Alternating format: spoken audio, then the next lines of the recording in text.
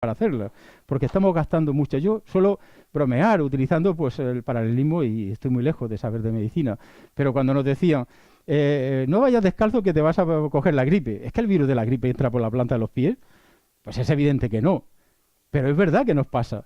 Lo que sucede es que la temperatura que perdemos por la planta de los pies nos vemos obligada a generarla internamente y la energía que le dedicamos a eso no se la podemos dedicar a combatir el virus de la gripe.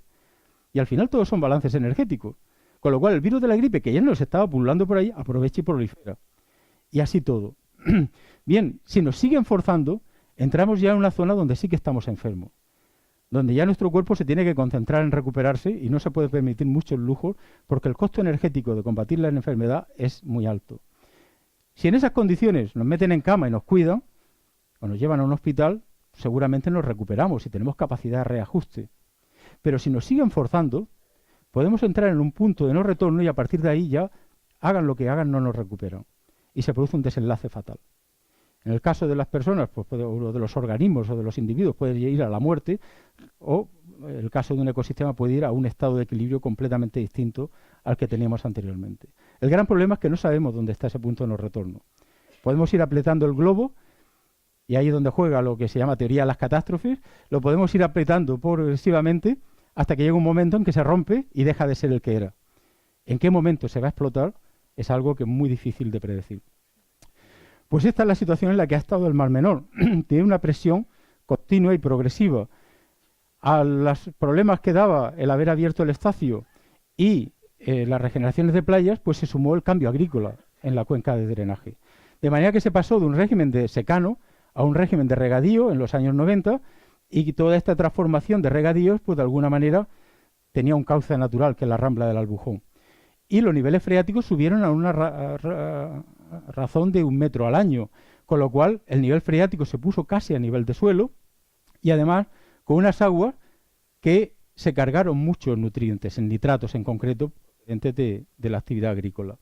Y claro, pues la rambla del Albujón, y este es un modelo de los vertidos de la rambla del Albujón, pues pasó de ser un cauce que llevaba agua solo cuando había lluvias torrenciales a ser un cauce que empezó aportando 24 litros por segundo en continuo. Y esos 24 litros por segundo a lo largo de 20 años se han ido a convertir hasta en 400 y 500 litros por segundo de aguas cargadas en nitrato. Claro, todo este freático alto, la tendencia es que vaya al Mar Menor. Si entrara de forma difusa sería un problema grave, porque no se le pueden poner fácilmente puertas al campo y menos en las aguas subterráneas. Pero todas las evidencias que tenemos es que las entradas, por muchos nitratos que haya en todo el freático, las entradas solo las detectábamos en la rambla del Albujón. Es decir, de alguna manera hay una impermeabilización de los fondos del Mar Menor que impide que los dos freáticos se pongan en contacto. Ahora los hidrogeólogos en el comité científico tienen la encomienda de dejar claro cuál es la cantidad de agua que excede en el campo de Cartagena, de esa que excede cuánta iría al Mar Menor y de esa que iría al Mar Menor cuánta entraría por superficie y cuánta por aguas subterráneas. Son preguntas muy concretas que deberían contestar, porque las medidas de gestión claramente tendrían que ser distintas. Pero mientras no se demuestre otra cosa, yo sigo pensando que solo se producen por las ramblas. Y si eso es así, las actuaciones son mucho más fáciles y asequibles, porque lo que era insostenible es la situación de la rambla del Albujón. Porque en un ciclo de un año, las aguas cogen la concentración de los nitratos que lleva la propia rambla y con poca capacidad, por mucho que haya influencia del Mediterráneo, poca capacidad de recuperación, si no fuera por los mecanismos biológicos. Bien, cuando empezamos a ver los problemas que había con las medusas, hicimos el análisis de las concentraciones de nutrientes y lo que vimos es que prácticamente se habían multiplicado por 10. Fíjense en el cambio de escala de las concentraciones de nitratos. De manera que había 10 veces más nitratos. El fósforo era más bajo porque estaba funcionando bien la red de saneamiento, pero puntualmente, o por mal funcionamiento, o mala gestión de limpieza de fondos, preparación de la campaña veraniega, o lo que fuera, en las fechas de primavera había tendencia a que se produjeran entradas masivas de fósforo. Claro, justo en la época en que empieza a proliferar las algas. Muchos nitratos, muchos fosfatos, la producción primaria estaba garantizada. De manera que en un proceso de eutrofización, lo que uno tiene es que cuando las aguas son limpias, transparentes, hay pocos nutrientes, la vegetación es de fanerógama, porque son plantas de origen terrestre. y toman los nutrientes no del agua, sino del sedimento. Tienen raíces que pueden tomar los nutrientes del sedimento. Pero las algas no pueden crecer porque no tienen nutrientes en el agua. Pero si empiezan a entrar nitratos o nutrientes en general, pues empiezan a proliferar las algas que crecen más rápido y que los toman del agua. Y empiezan a cubrir a las fanerógamas, con lo cual les hacen sombra y empiezan a morirse. Si seguimos metiendo nutrientes, al final quien los aprovecha es el fitoplancton, porque al ser células microscópicas que están en la columna de agua y con una relación superficie-volumen muy alta, pues claro, se reproducen muy rápido y son muy eficientes captando nutrientes. Con lo cual pronto se forma una sopa verde en la capa superficial que impide que la luz llegue al fondo y el fondo se muere. Bien, este esquema es el esquema clásico de eutrofización. El Mar Menor durante 20 años se ha mantenido aquí, cuando en realidad tendría que haber evolucionado. Ha sido solo este año pasado cuando se ha dado el salto definitivo a esta situación. Eventos puntuales de proliferación de algas ya los teníamos cuando no funcionaba la red de saneamiento. Esto es un vertido que había en la zona de la Ciudad del Aire, en la ribera. Esto cuando se puso en marcha el plan de saneamiento desapareció y volvimos a tener aguas limpias en todos sitios. Lo curioso es que durante 20 años, a pesar de la entrada de nitratos continua, los niveles de clorofila se mantenían bajos. E incluso más bajos que en tiempos antiguos. Claro, ¿por qué pasaba eso? Pues esto coincidía con proliferaciones de medusas que llegaban a ser tan densas que yo creo que el secreto de San Pedro debía ser algo así, ¿no? Para caminar por encima del agua, porque las concentraciones eran realmente impresionantes. Y además de 3 especies que se repartían el veraneo. Teníamos la típica del Mar Menor, Aurelia aurita, que estaba en primavera, luego llegaba el Rhizostoma pulmo, esa blanca grande, y luego en agosto, Cotyloryza tuberculata, la que llaman de huevo frito, que ya finalizaba el veraneo. Bueno, nosotros analizamos cómo respondía la red trófica lagunar a este cambio de situación. Esto es lo que se llama un espectro de biomasa, donde están representados los distintos componentes del plancton en función de su tamaño. Claro, los más pequeños son muy abundantes, y las medusas y las larvas de peces pues son menos abundantes. Y esto, cuando se pone en escala logarítmica, es como una recta y funciona como un balancín. Si metemos nutrientes por aquí, estos proliferan y el balancín se pone muy vertical. Pero a continuación la tendencia es que estos se alimenten de estos de estos, y el balancín se compense de nuevo. Y cuando comparamos lo que pasaba antes de que hubiera medusas y después de que hubiera medusas, antes sin nutrientes, después con nutrientes, veíamos que los dos espectros se comportaban estacionalmente idénticamente. Es decir, las medusas estaban ejerciendo un control de arriba abajo, que se llama en ecología, del ecosistema. Con lo cual, el Mar Menor, lejos de ser una laguna costera, como se suele pensar, que si entran nutrientes se pone verde, estaba funcionando, ¿no?, como un sistema mucho más regulado y que compensaba lo que estaba pasando. De hecho, el ictioplancton también jugaba su papel y la heterogeneidad es grande, a pesar de que está en la masa de agua y se podría homogenizar, pues las comunidades de un sitio son distintas de las comunidades de otro. Y además está perfectamente sincronizado el pico de máximo de larvas con el pico de máximo de clorofila, de manera que aprovecha al máximo ese alimento disponible. Y como digo, si en los modelos convencionales, cuando aumentan los nutrientes, los nitratos, aumenta la clorofila, en el caso de ambientes complejos, lo que está predicho es que hay filtros que amortiguan y que retardan la respuesta del ecosistema. Y en el Mar Menor teníamos que la clorofila aumentaba cuando había menos nitratos y disminuía cuando los nitratos eran más altos. Entonces, esto parece de loco, pero es porque estaba relacionada con el ictioplancton. De manera que se producía una especie de ciclo límite donde el uno regulaba al otro y mantenía la calidad del agua. Y además este ciclo, que es la media para todo el Mar Menor, responde a ciclos que en cada sitio son distintos. Es decir, la heterogeneidad espacial es uno de los grandes valores del Mar Menor, porque lo que está pasando en un sitio es distinto de lo que está pasando en otro. Y en todos está siempre regulándose. De manera que todos los componentes de la red trófica participan en esa composición, las medusas se reparten el verano y cuando acaban las medusas empieza el ictioplancton. Y entre todos se repartían la tarea. Y cuando la clorofila tiene sus máximos en unas épocas del año, en el otro tiene mínimos. Y luego se alternan. Con lo cual, si en un sitio falla un mecanismo de funcionamiento, en otro puede compensarse a continuación. Tratando de averiguar qué es lo que hacía tan peculiar el Mar Menor, empezamos a estudiar cuál era el papel de la conectividad con el mar abierto. Y además comparamos distintas lagunas. Una es la laguna de Curonian, la laguna de Venecia y la otra nuestro Mar Menor. las escalas son aproximadas, con lo cual realmente esto responde a la relación de tamaño. Aquí están los tiempos de residencia de los que hablamos antes, lo que tarda en renovarse toda el agua de cada laguna. Pues el Mar Menor, siendo la más pequeña, es la que tiene un tiempo de residencia mucho más alto. Es decir, la laguna de Venecia, por ejemplo, hay quien hablaba, hay quien dice, hay que dragar los canales para mejorar la calidad de agua del Mar Menor, porque así se renuevan más rápidamente las aguas. Bueno, la laguna de Venecia, que es casi 2 o 3 veces más grande que el Mar Menor, tiene tiempos de residencia de solo 10 días. En 10 días renueva toda su agua, mientras que el Mar Menor tarda 300. Bueno, la laguna de Venecia nunca ha tenido aguas transparentes y el Mar Menor sí. Con lo cual la solución no está en dragar canales. La solución está en lo que está pasando dentro del ecosistema. Y lo que está pasando dentro del ecosistema, cuando miramos la conectividad y este modelo, lo que simula es cuál es la probabilidad de que una partícula que se genera en cada sitio llegue a otro. De manera que vemos pues qué posibilidades hay que una larva generada aquí termine dentro del Mar Menor. Y como pueden estar viendo, aquí está pasando el año, las probabilidades de intercambio son mínimas. Las probabilidades de colonización de una larva es pues de una en 1.000.000 por metro cuadrado. Y curiosamente es muy baja en las 3 lagunas que hemos comparado, a pesar de que los tiempos de residencia son completamente distintos. Es decir, hay una particularidad muy grande en lo que pasa en los canales que supone una restricción al intercambio de sustancias y de organismos.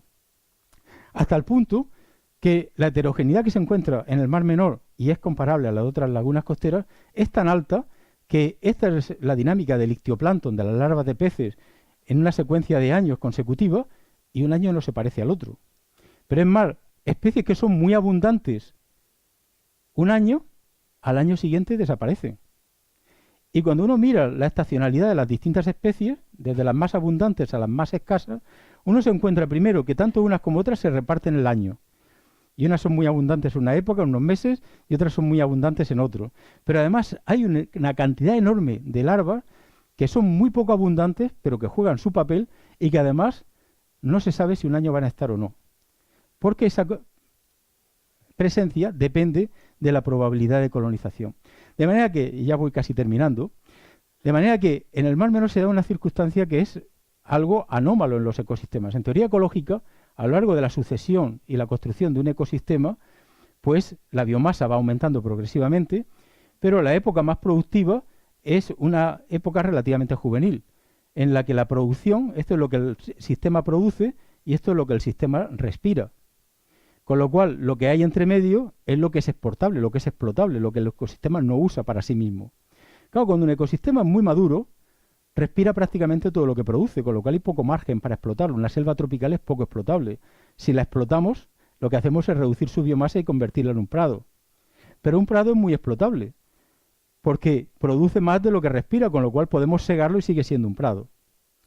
Claro, las lagunas costeras son muy productivas, con lo cual uno espera que estén en este punto. Pero sin embargo, con lo que hemos visto del Mar Menor, en realidad el Mar Menor es capaz de juntar las dos cosas y ser muy productivo y al mismo tiempo muy complejo, estructurado y con mecanismos homeostáticos y de autorregulación.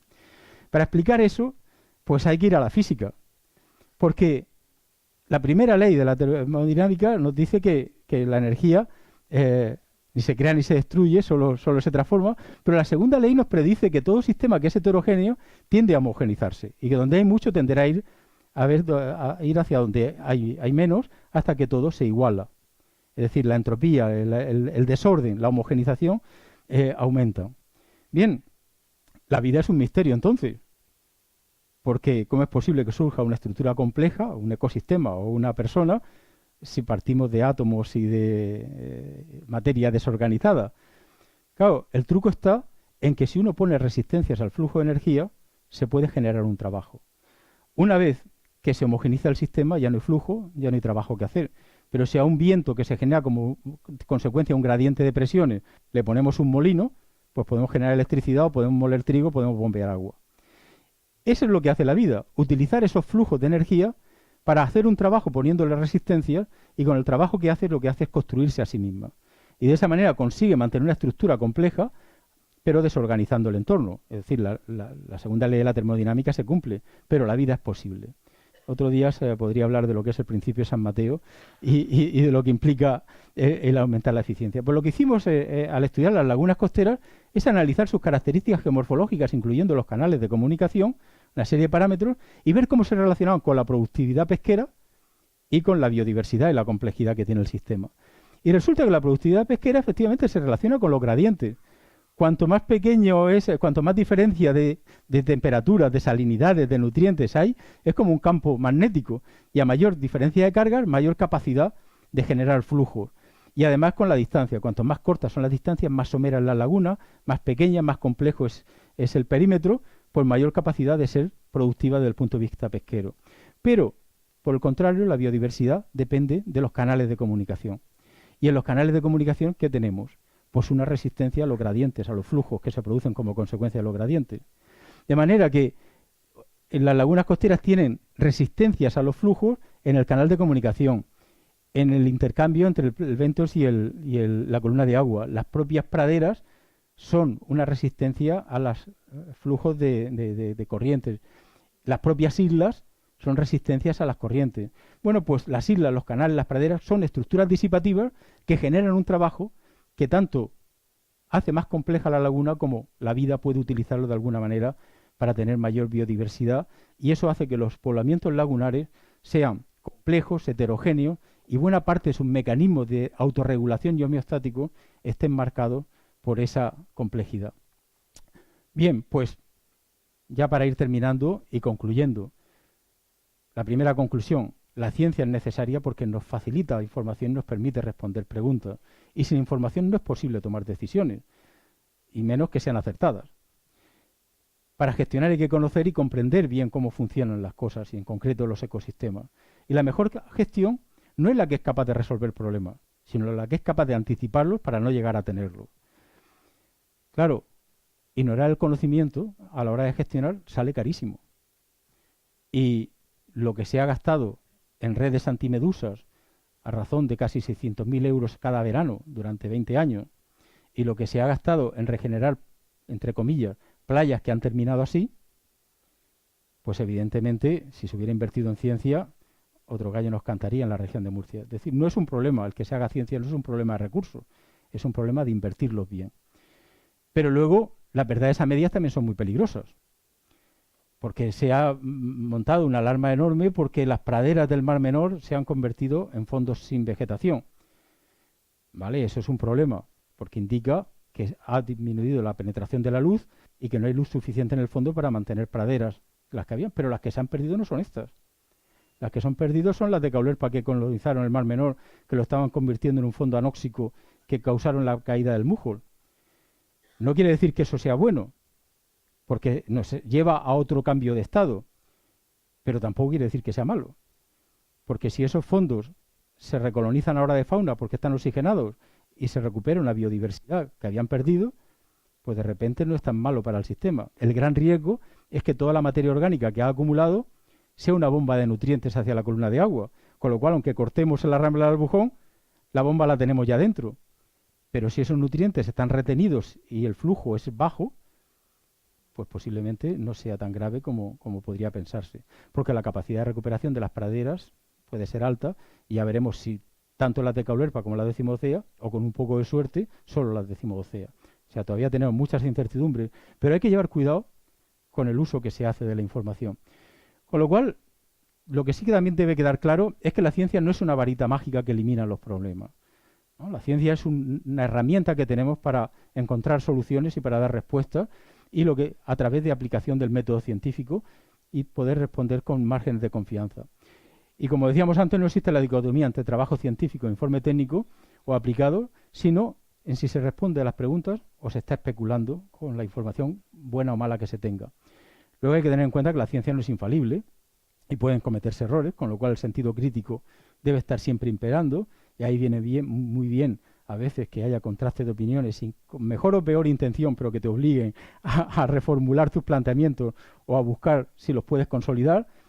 Lo que decíamos antes de que ecología y ecologismo no son lo mismo, pero que sí es importante que ambas trabajen para permitir una mayor calidad de vida, y cada una en su papel se vaya con un objetivo común a la resolución de proyectos ambientales, Y hay que tener también muy claro que los científicos somos personas. Es decir, que nadie se piense que por ser científico va uno de infalible o que no se tienen intereses particulares y que ser sincero por definición. O sea, ahí el sentido crítico lo tienen que desarrollar no solo los científicos, sino también quien vaya a aplicar la ciencia. Y tiene que ser muy crítico con lo que se está poniendo encima de la mesa a la hora de tomar decisiones. Porque la ciencia puede utilizarse como herramienta también de manipulación y falsear resultados o ocultar datos. Y no está exenta de eso. Y la pseudociencia utiliza la experiencia científica para conseguir fines que no son precisamente encontrar la verdad. Y los movimientos sociales pueden caer en el populismo y en la demagogia, apoyándose aparentemente en la ciencia.